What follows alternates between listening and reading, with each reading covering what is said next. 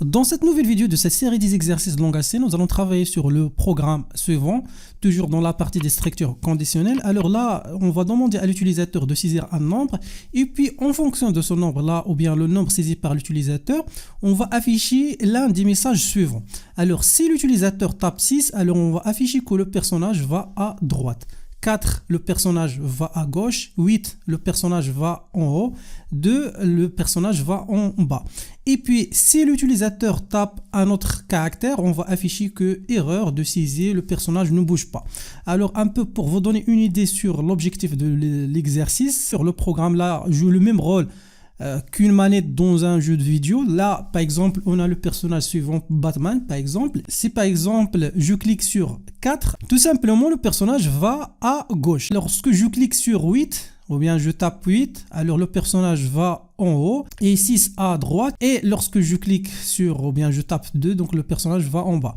Alors si je tape un autre caractère ou bien d'autres choses, on doit afficher le message suivant, erreur de saisie, le personnage ne bouge pas. Alors pour vous donner une idée sur comment on va écrire le programme, alors la première chose, on doit récupérer le nombre saisi par l'utilisateur, ça c'est l'entrée, et après le résultat c'est tout simplement le message. Si l'utilisateur choisit 8, alors tout simplement on va dire à l'utilisateur que le personnage va en haut. Si l'utilisateur par erreur tape ou bien entre la valeur 3, alors on va afficher à l'utilisateur erreur de saisie, le personnage ne bouge pas. Alors comme vous voyez là, donc on va utiliser les structures conditionnelles. Maintenant on passe à CodeBlocks pour écrire les instructions de ce programme là. Alors on commence avec la déclaration des variables. Alors quelles sont les variables? On a une seule variable, c'est la valeur saisie par l'utilisateur ou bien le nombre saisi par l'utilisateur, donc le nombre de type entier.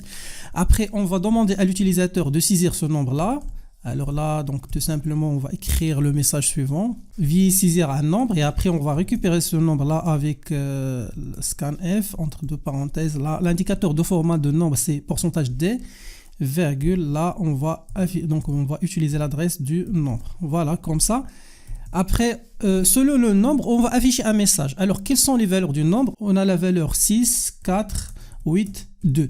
Alors, comme vous voyez là, ce sont des valeurs précises. Alors, ça, c'est un très bon exemple de l'utilisation de switch. Alors, on peut utiliser switch de la manière suivante.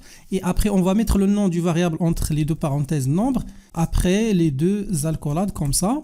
Après, quels sont les cas de switch ou bien les cases? Donc, le premier cas, donc, où la valeur du nombre, c'est 6.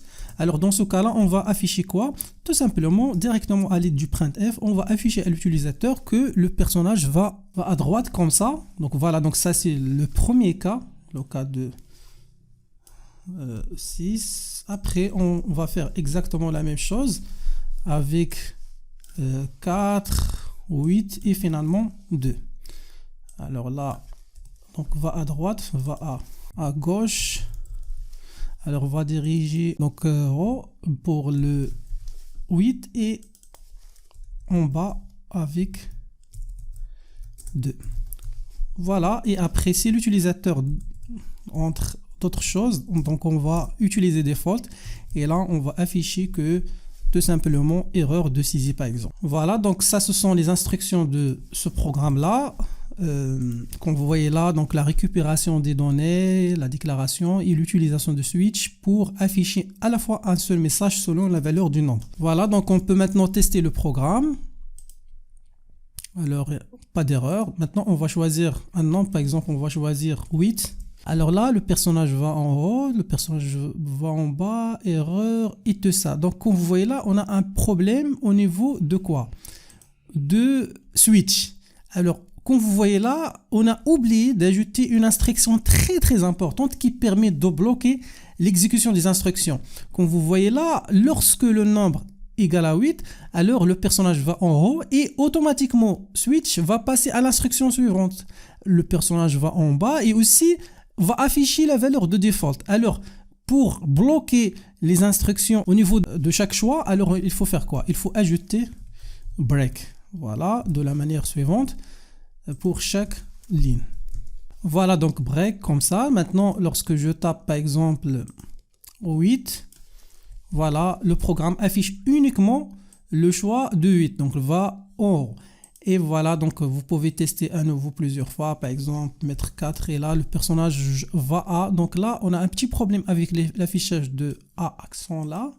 Alors, essayez toujours d'éviter l'utilisation des accents puisque le code utilisé par CodeBlock, c'est le code ASCII. Le code ASCII ne supporte pas les accents, chapeau, ainsi de suite. Donc voilà, donc là, lorsque je tape 8, 2, je tape n'importe quel nombre, le programme va afficher le message correspondant. Et voilà, donc ça c'est la fin de cette vidéo. On a vu un autre exemple des structures conditionnelles avec un programme qui permet d'afficher un message selon un nombre.